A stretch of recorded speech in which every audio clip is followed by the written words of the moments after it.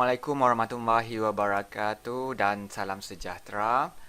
Okay, bertemu kita hari ini bersama saya Cikgu Ahmad Hafiz akan menerangkan topik kita pada hari ini untuk tuition iaitu bab 4 matematik pengguna iaitu fokus kepada percukaian. Ini adalah topik di tingkatan 5. Okey, baik, kita pergi dahulu slide pertama iaitu kita pergi kepada jenis-jenis cukai. Okey, baik. Jenis-jenis cukai yang kamu belajar di dalam tingkatan 5 bab 4 iaitu kita ada cukai pendapatan, cukai jualan, cukai jualan dan perkhidmatan, cukai tanah, cukai pintu dan juga cukai jalan. Okey, kita ada lihat di sini ada 3 bintang di situ, cukai pendapatan, cukai jualan dan perkhidmatan dan juga cukai jalan. Ini adalah antara 3 yang selalu ditanya di dalam ujian kamu. Ini adalah alas sederhana dan juga aras tinggi. Okey, baik. Kita pergi cukai yang pertama iaitu cukai pendapatan. Okey, baik. Ini adalah jadual kadar cukai pendapatan individu untuk taksiran 2020.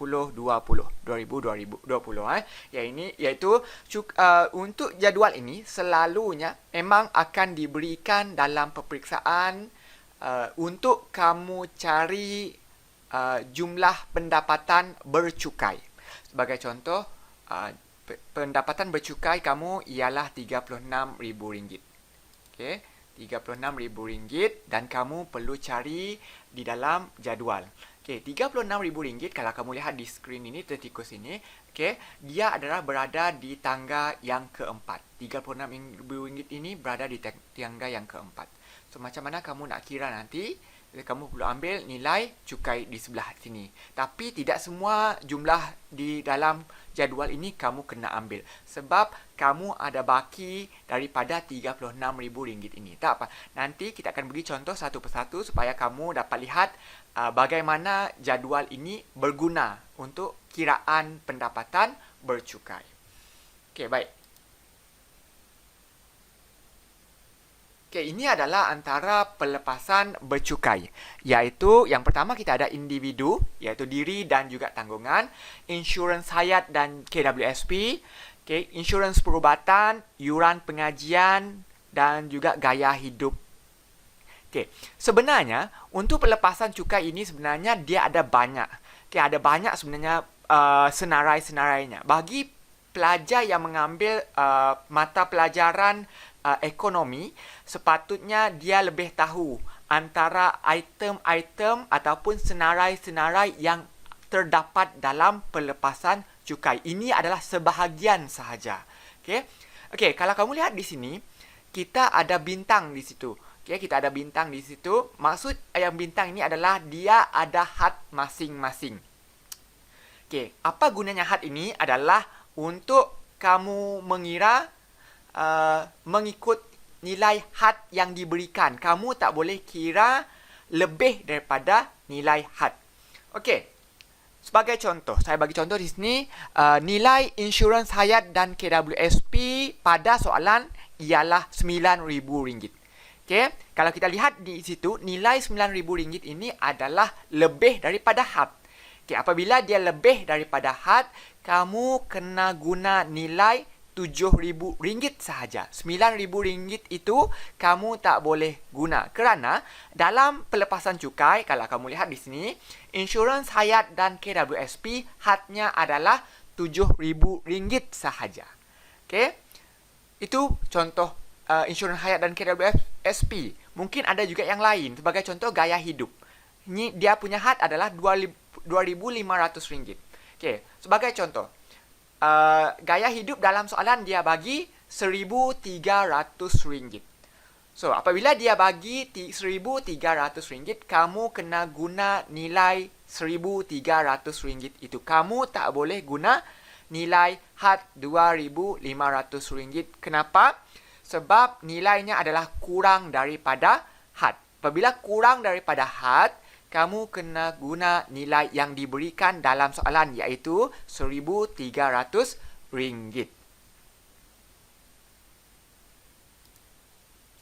Okey, baik. Seterusnya kita juga ada rebat cukai. Apa itu rebat cukai? Adalah untuk mengurangkan pembayaran cukai. Okey, kita ada dua jenis rebat cukai di sini, iaitu yang pertama RM400 rebat untuk pendapatan bercukai tidak lebih daripada RM35,000. Okey, nanti apabila kamu kira dalam soalan, apabila kamu jumpa nilai pendapatan bercukainya kurang daripada RM35,000, sebagai contoh RM20,000, okey, individu tersebut layak mendapat rebat cukai sebanyak RM400 potongan. Okey, dia akan dipotong nanti di akhirnya nanti ya. Okey, dan satu lagi untuk orang Islam, rebat cukai untuk zakat. Okey, nanti dalam soalan dia akan bagi nilai zakat yang disumbangkan oleh setiap individu. Sebagai contoh, mungkin si A, si Ali contohnya, Ali dia membayar zakat sebanyak RM100. Okey, RM100. Nanti dia akan ditolak pada akhirnya. Sama juga dengan rebat cukai RM400 ini. Dia akan ditolak di akhirnya. Okey, mungkin ada yang tertanya, kalau dia bayar zakat, kalau dia ada bayar zakat dan juga dia juga cukai pendapatannya juga kurang daripada RM35,000, apa yang perlu kita buat? So, maknanya kamu kena tolak kedua-duanya. Okey, dua-duanya kena tolak. Okey, seterusnya kita juga ada pengecualian cukai. Okey, untuk pengecualian cukai ini yang perlu ditolak daripada pendapatan tahunan kamu nanti ya. Tak apa, nanti kita akan pergi satu-satu. Okey, hadiah, kita juga ada derma. Kita ada sumbangan kepada kerajaan ataupun pelbagai organisasi. Sebagai contoh, kita juga ada perpustakaan negeri dan badan rawatan kesihatan. Okey, ini adalah pengecualian cukai yang kena tolak nantilah. Okey, kita lihat apa formula pendapatan bercukai. Okey, formula pendapatan bercukai iaitu jumlah pendapatan tahunan. Kita akan tolak dengan pengecualian cukai, iaitu derma tadi. Derma, hadiah dan sebagainya. Okay, kita juga perlu tolak pelepasan cukai. Okey, kita akan bagi contoh kejap lagi. Okey, untuk kamu lihat dengan lebih jelas macam mana nak menggunakan formula pendapatan bercukai dan juga macam mana hendak menggunakan jadual kadar cukai yang diberikan seawal mula slide tadi. Okey, baik. Kita pergi contoh yang pertama. Okey, berikut merupakan maklumat pemfailan cukai untuk Encik Janet. Encik Janet ya. Okey, perkara jumlah pendapatan RM54,000, diri dan tanggungan RM9,000, yuran pendidikan RM3,000, gaya hidup RM2,800 dan juga insurans KWSP dan juga insurans hayat ialah RM6,000. Okey, soalan yang pertama, hitung pendapatan bercukai. Okey, kita gunakan formula itu tadi, pendapatan bercukai sama dengan jumlah pendapatan tahunan tolakkan dengan pelepasan cukai. Okey, iaitu RM54,000. Ini kita punya jumlah pendapatan. Tolakkan dengan diri dan tanggungan RM9,000. Tolakkan yuran pendidikan RM3,000. Gaya hidup. Okey, kalau kamu lihat di sini, dalam jadual, gaya hidup ialah RM2,800. Tetapi kita ada had di sini iaitu sebanyak RM2,500. Maknanya, kita akan guna nilai RM2,500 sahaja. Okey, dan terakhirnya kita ada KWSP dan insurans hayat adalah sebanyak RM600. Bila kamu tolak, kamu akan dapat jawapan sebanyak RM33,500. Okey, baik. Kita akan gunakan jadual untuk mengira pendapatan bercukai kita tadi. Okey, ini adalah soalannya berdasarkan cukai pendapatan separa berikut. Kira jumlah cukai yang perlu dibayar. Okey. Kita lihat. Kalau kita lihat tadi, nilainya ialah sebanyak RM33,500. RM33,500 berada dalam jadual yang ketiga. RM20,001 hingga RM35,000. Okey, kita ambil dulu asasnya. Kadar asasnya ialah RM20,000 yang pertama, iaitu sebanyak RM150. Ini yang perlu kita ambil yang pertama. Okey, kalau kamu lihat baki Macam mana kita dapat RM13,500 tadi? Adalah kamu kena tolak iaitu RM33,500 tolakkan dengan RM20,000 iaitu baki dia. Dan kita perlu darabkan dengan, coba tengok sini, kadar yang dibuat ini adalah sebanyak 3%. Kamu kena darabkan nilai ini, RM13,500 darabkan dengan 3%, kamu akan dapat RM405. Okay, bila kamu gabungkan jumlah cukai kena dibayar, iaitu 150 tambahkan dengan RM405, kamu akan dapat jawapan RM555. Okay, kalau kamu lihat tadi, okay, nilai cukainya ialah RM33,500. So, maknanya dia akan dapat rebat cukai sebanyak RM400 kerana pendapatan bercukai kurang daripada RM35,000. So, bila kita tolak, cukai yang kena bayar ialah sebanyak RM155 sahaja untuk tahun tersebut. Okey, baik. Kita pergi pada slide seterusnya. Okey, ini adalah potongan cukai bulanan. Okey, apa itu potongan cukai bulanan? Iaitu potongan pendapatan saraan pekerja untuk bayaran cukai pendapatan tahun semasa.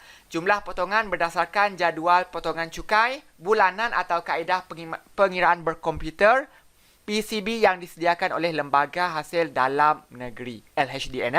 Okey, kita lihat di sini ada dua situasi. Dua situasinya, cukai yang perlu dibayar lebih besar daripada potongan cukai bulanan. Okey, kalau dia lebih tinggi, lebih besar, iaitu cukai tolak potongan cukai bulanan, bayaran cukai tidak cukup dan perlu dijelaskan. Okey, perlu dijelaskan semula. Okey, dan yang kedua, kita ada cukai yang perlu dibayar lebih kecil daripada potongan cukai bulanan. Okey, kita akan tolakkan dua itu, potongan cukai bulanan, tolak cukai lebihan potongan. Apabila berlaku lebihan potongan, potongan cukai bulanan akan dipulangkan kembali ke dalam akaun bank pembayar cukai. Okey, mungkin kamu tak berapa jelas. Okey, kita akan beri contoh tadi. Contoh tadi masih kita guna. Kita masih guna contoh yang lama, yang tadilah, yang pertama tadi ya. Okey, sambungan tadi, cukai tadi.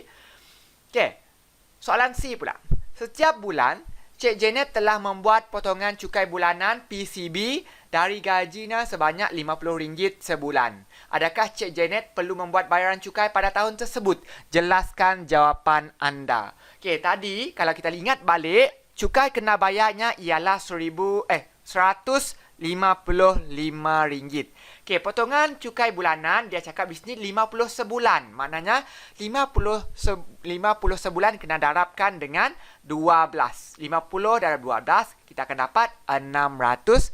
Okey, kita lihat, kalau kita lihat di sini potongan cukai bulanan lebih besar daripada cukai kena bayar. Maksudnya kita akan tolakkan potongan cukai bulanan, tolakkan dengan cukai kena bayar iaitu 600, tolakkan dengan 155, kita akan dapat baki sebanyak RM455. Ini adalah lebihan. Apabila berlaku lebihan, kamu tak perlu bayar. Cukai tidak perlu dibayar dan pihak LHDN akan memulangkan lebihan potongan cukai bulanan ke dalam akaun Cik Janet. Baik, untuk taksiran cukai bersama dan berasingan, okey, untuk taksiran cukai bersama, taksiran yang dikeluarkan oleh pihak suami ataupun isteri sahaja. Tetapi pendapatan isteri dan juga suami akan dijumlahkan semasa membuat taksiran. Berbeza pula dengan taksiran cukai berasingan.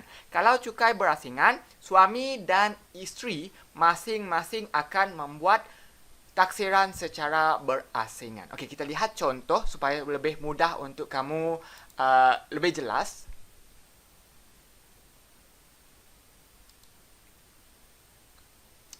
Okey, ini adalah contoh yang kedua. Okey, masih lagi dalam cukai pendapatan. Okey, Wan dan Julia ialah pasangan suami isteri dengan pendapatan masing-masing sebanyak RM68,000 dan juga RM48,000.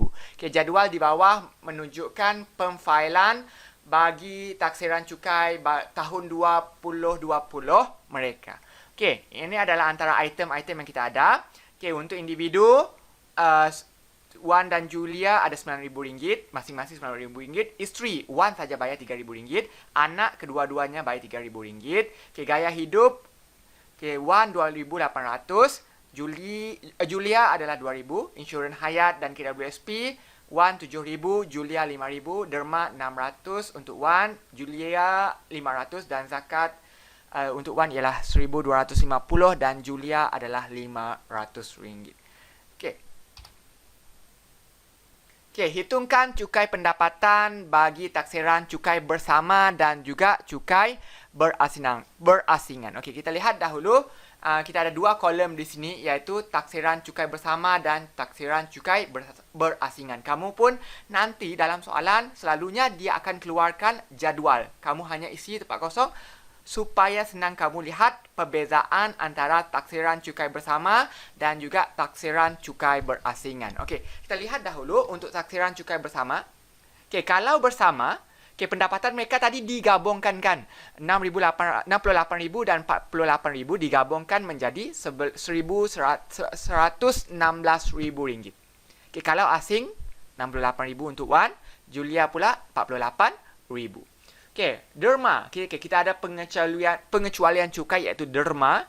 Okey, di mana kalau kita gabungkan kedua-duanya menjadi RM1,100, manakala kalau diasingkan ialah RM600 untuk Wan, RM500 untuk Julia. Okey, ini kita letak dalam jadual supaya senang kamu nampak.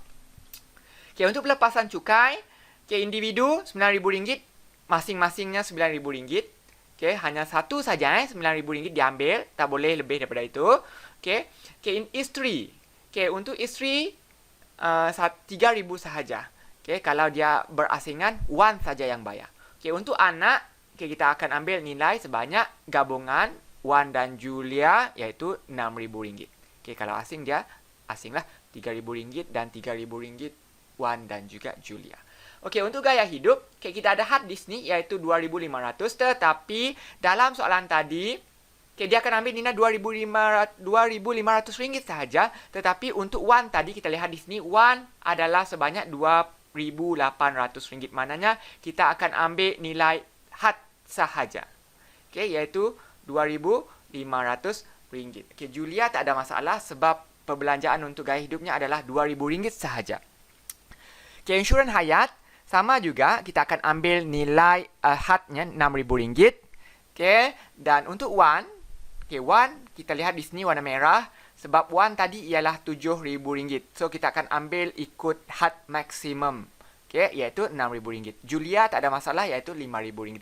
Bila kita tolak jumlah pendapatan, tolakkan dengan pengecualian iaitu derma, dan tolakkan dengan pelepasan cukai, kita akan dapat pendapatan bercukai untuk taksiran bersama adalah sebanyak RM88,400.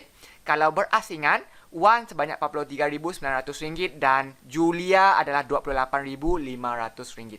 Okey, kita lihat itu, di sini kolom yang seterusnya kita ada cukai dasar. Okey, katanya adalah lingkungan RM70,000 hingga RM100,000. So, kita akan ambil nilai RM4,600 ini sebagai cukai dasar.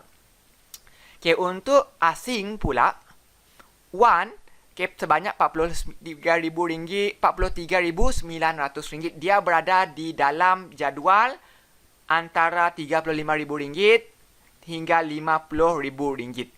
Iaitu kita akan ambil cukai dasarnya adalah sebanyak RM600. Manakala Julia pula, okay, cukai pendapatannya RM28,500, di mana kita akan ambil sebanyak RM150 sebagai cukai dasar, di mana dia adalah terletak di antara RM20,000 hingga RM35,000 cukai pendapatan bercukai. Okay, ini nilai yang kita akan ambil. Okay, seterusnya. Okey, kita lihat di sini sambungan dia tadi. Okey, untuk suami dan juga isteri, cukai dasarnya ialah RM46,000, Wan RM600 dan juga Julie adalah RM150. Ini adalah cukai dasar dia. Okey, untuk cukai atas baki, kamu kena tolakkan daripada jumlah cukai asal yang dikenakan, tolakkan dengan baris yang pertama. Yang ini sebagai contoh ini adalah 70,000 yang pertama. Sebanyak 21%. Bakinya dapatkan dengan 21%, kamu akan dapat RM3,864. Okey, manakala untuk Wan pula, asal dia tadi adalah cukainya ialah 43,900. Okey, kita perlukan dengan 35,000 yang pertama. Okey, darabkan dengan dia punya kadar cukai sebanyak 8%. So, bila kita darab, kita akan dapat RM712.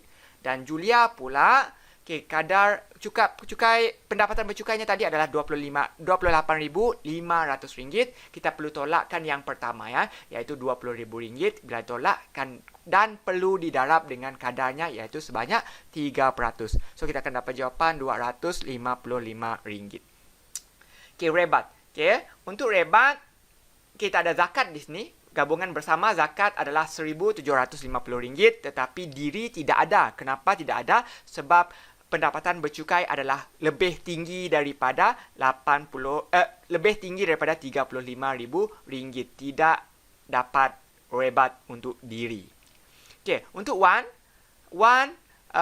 hanya ada zakat saja iaitu RM1,250, tetapi tidak ada diri, sama juga sebab pendapatannya lebih tinggi daripada RM35,000. Okey, untuk Julia, okey, zakat dia bayar RM500, tetapi dia akan dapat rebat RM100. Kenapa dapat RM400? Sebab pendapatan bercukainya adalah kurang daripada RM35,000. Sebab itu dia akan dapat rebat untuk diri sendiri.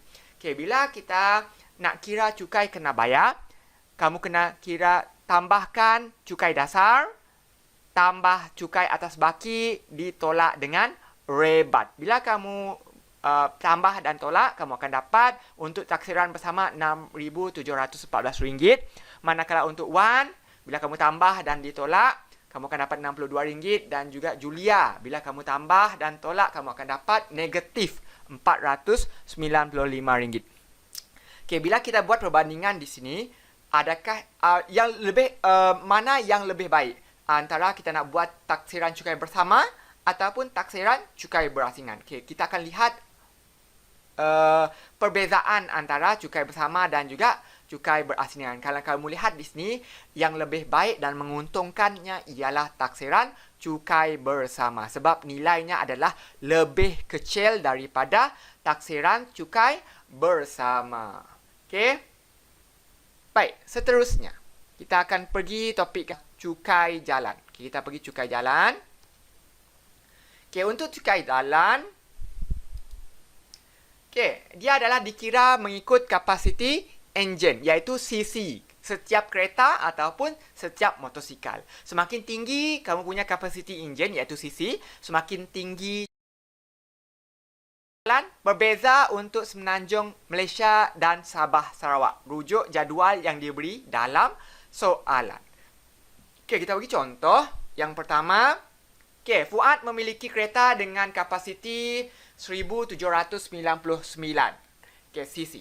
Okey, berdasarkan maklumat berikut, hitung jumlah cukai jalan yang perlu dibayar oleh keretanya. Okey, kita lihat di sini, 1799 terletak pada lingkungan 1600 cc hingga 1800 cc. Okey, kadar asas yang perlu kamu ambil ialah RM200. Okey, ini kadar asas. Okey, kadar progresifnya pula ialah, kita lihat di sini, dia punya bacaan ialah 40 sen setiap cc melebihi 1600. So, apa kamu perlu buat? Nilai cc keretanya tolakkan dengan 1600. Bukan 1601, iaitu 1600. Sebab ini adalah 1600. Tolakkan dan perlu darab dengan 40 sen setiap cc. Bila kamu darab, kamu akan dapat RM79.60. Bila kamu gabungkan, jumlah cukai jualan yang perlu dia bayar ialah RM279.60. Okey, baik. Seterusnya, cukai pintu dan juga cukai tanah. Okey, untuk cukai pintu ditetapkan oleh pihak berkuasa tempatan berdasarkan lokasi dan jenis hartanah. Manakala cukai tanah pula adalah ditetapkan oleh kerajaan negeri berdasarkan lokasi, saiz dan juga jenis tanah. Okey, kepada formula cukai pintu dan juga tanah. Okey, untuk cukai pintu, okey, formulanya ialah kadar cukai pintu darab nilai tahunan. Okey. Selalunya dalam soalan dia akan tanya mungkin berapa kamu bayar setiap setengah tahun. So, bila dia cakap setiap setengah tahun, kamu perlu bahagi dengan 2. Okey, untuk cukai tanah, kadar cukai tanah setiap unit keluasan darabkan dengan jumlah keluasan tanah yang kamu ada. Okey, kita lihat dahulu, kita lihat contoh dia. Okey, Encik Hameng memiliki sebuah rumah teres 2 tingkat dan berkeluasan 2,800 kaki persegi di Kuala Lumpur. Anggaran sewa rumah itu ialah 1,600 sebulan. Okey, A. Soalan A, hitungkan jumlah cukai pintu yang perlu dibayar untuk setengah tahun 2020 dengan mengambil kira kadar masalah itu kadar cukai pintu sebanyak 6%. Okey.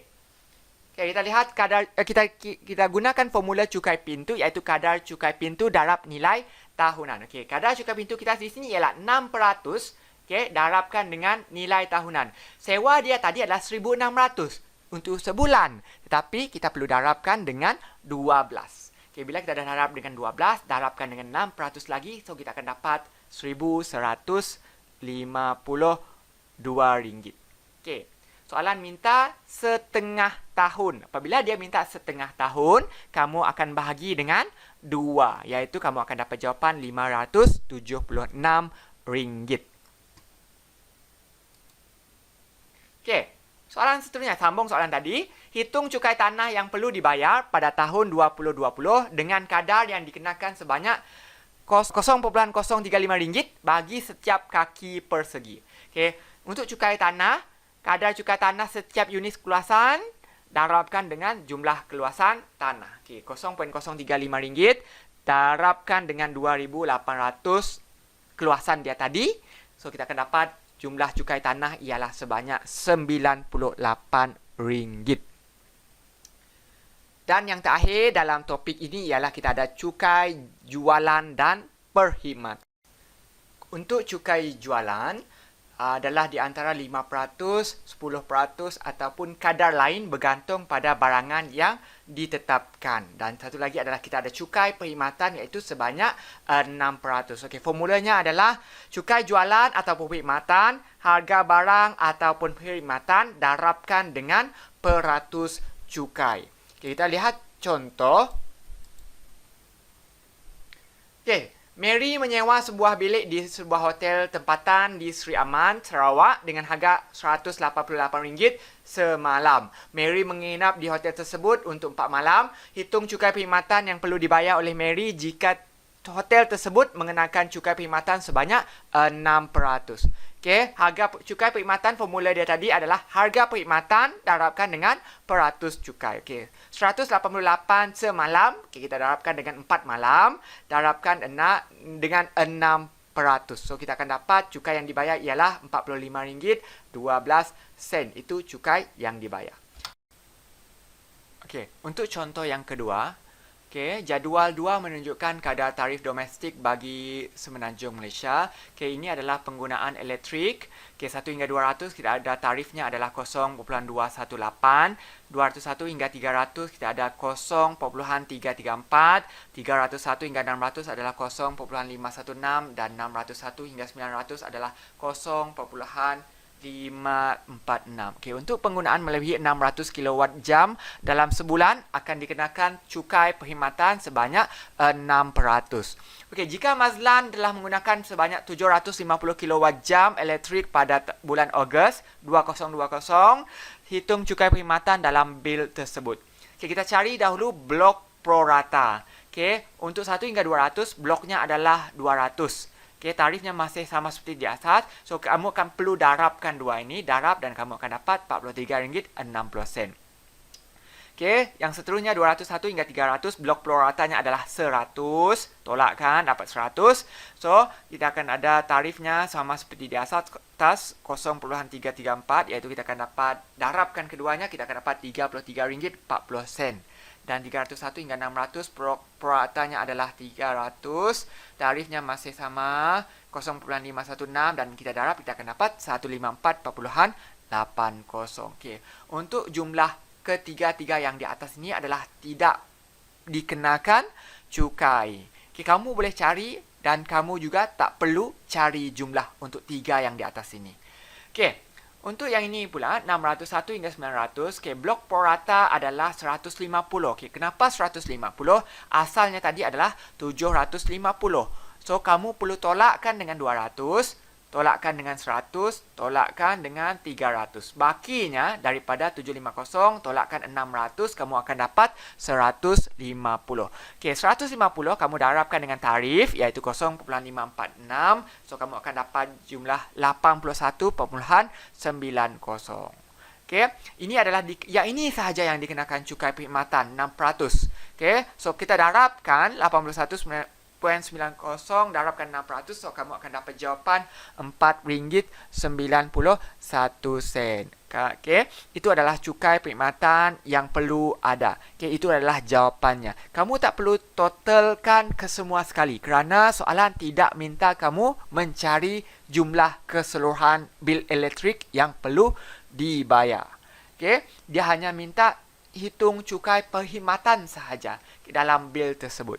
Okey, baiklah. Itu saja untuk topik kita pada hari ini. So, nanti kamu akan diberi latihan sama ada soalan objektif ataupun soalan subjektif. Sila alert dengan grup Telegram ataupun grup kelas.